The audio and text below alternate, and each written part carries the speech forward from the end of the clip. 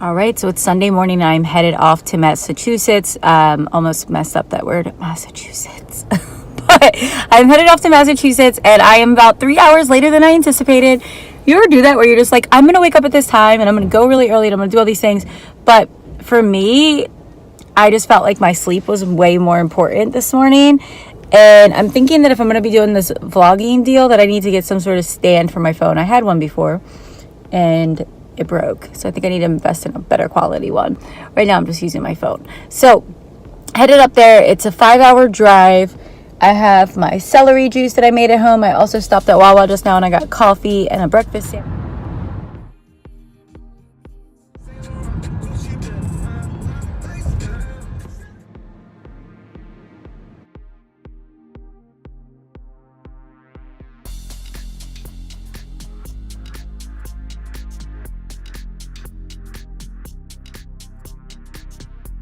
So if you could have seen my face about 2 minutes ago, I was very concerned. Actually, I may still show a little bit of concern.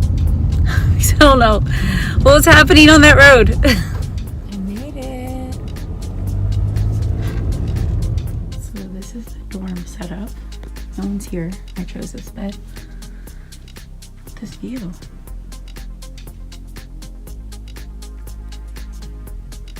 It's gorgeous. It'll be doing something a little different this year. Sound healing retreat. And you know what I really love about this? Silent dining. Alright, so I came in here while everyone's at lunch. I could show you this sound bath because this setup is unlike any other sound baths I've been to. I've been to quite a few.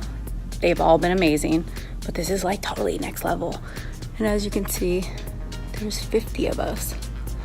We're on a break for lunch. I'm about to get some henna tattoo, and then there's all sorts of celebrations, and we've been doing really deep work. It's been feeling really good. So check this out. And it's crazy like what some of these cons will make you feel.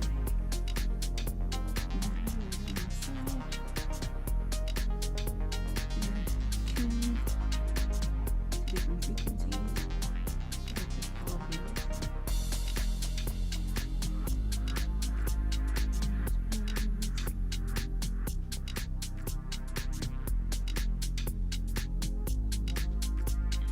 So today we've done Kundalini, all sorts of different movement and breath exercises.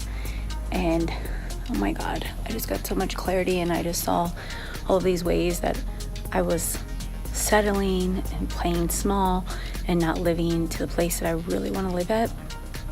And energetically, of course.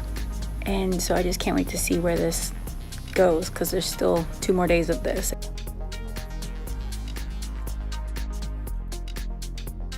These things we've done this morning, all this chanting and movement, has really deepened my practice, awakened things that I've kind of forgotten about.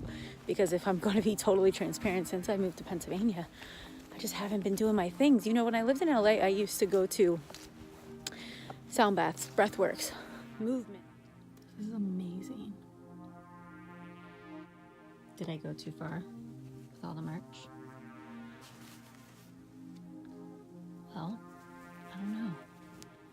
I'm gonna wear this bling for my New Year's Eve Bhakti Bliss they're gonna do. And I got this little bling mask. So check out this board. It's all of different events, schedules. I mean, you have to stay here for days to like get the full feeling of everything. But all of these are the special New Year's Eve. Alright, so it is New Year's. We only have, what, 2.5 hours till the new year. I'm headed down to this pocket.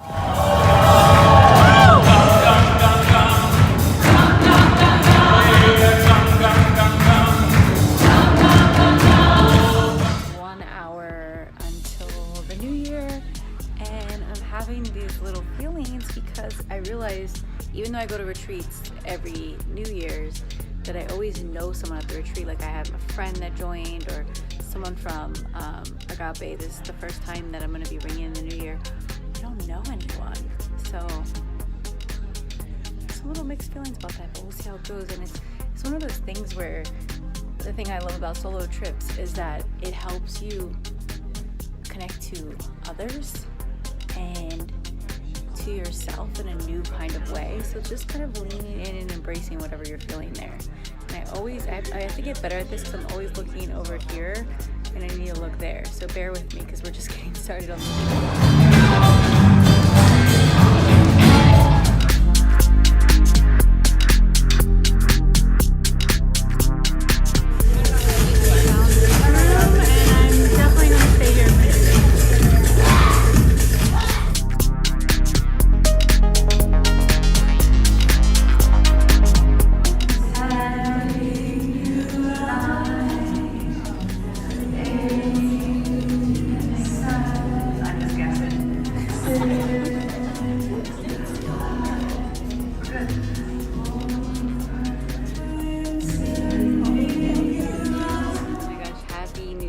So check this out.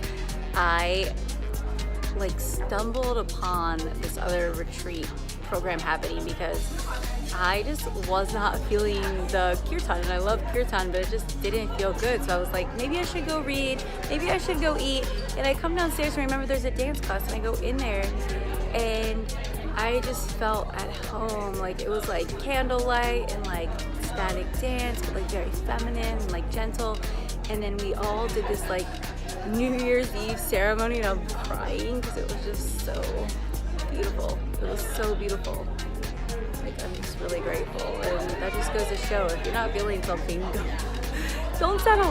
Just go out there and do it. So, oh my God, I think I'm gonna have to come back and do that again because you probably even can tell the difference in this video from before.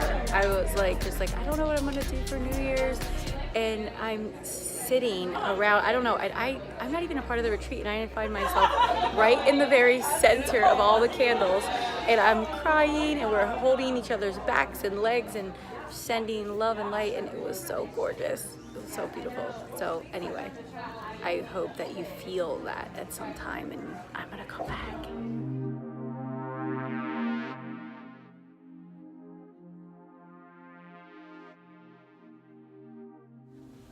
So it's New Year's Day, and I'm actually so tired from last night that I decided in the middle of my program today, we were doing this Kundalini breath work, and I was like, I am exhausted because I'm also sleeping in the dorm.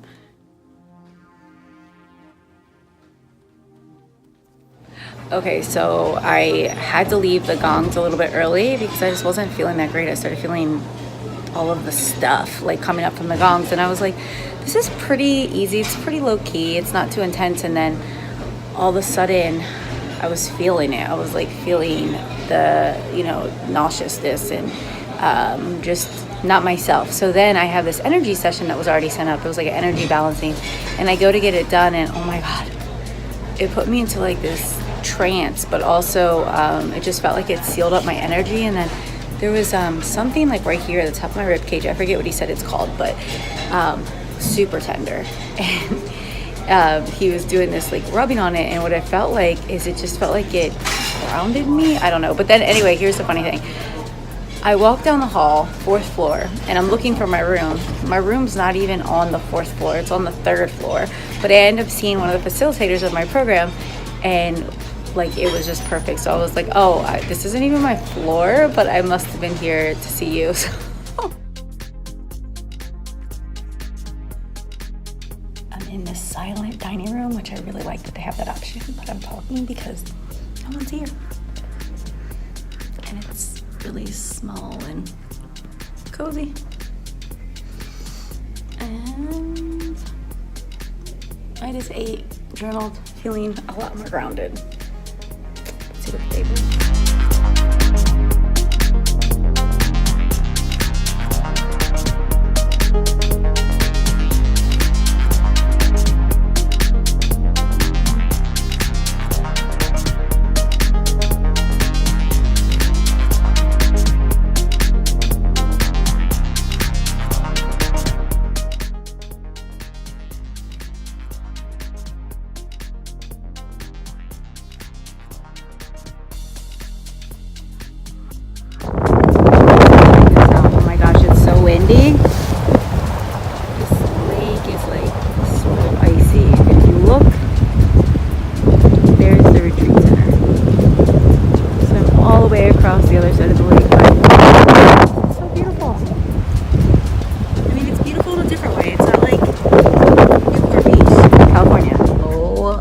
my gosh.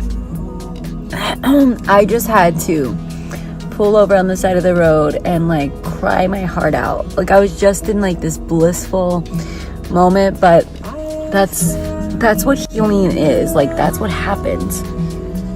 You feel all the things. You welcome them to make themselves available, present. And so much came up about my mom, about myself, about my fears, and I just like spoke them just like I did in the grieving ceremony that I shared. My dad, like just feeling all of it and letting it come to the surface and to be released. And then I just like pulled out the rose water that I bought him spray. Like I just had my own healing session out here on the side of the road in the woods next to some abandoned shed. All right guys, so here I am post retreat and it is now January 5th. I've been home for 4 days, and the first day, the first and the second, it was tough.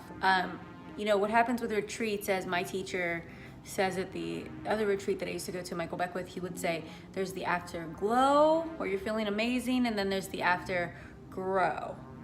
Growth isn't always comfortable. So I was crying, I felt heavy, and I just started to embrace it.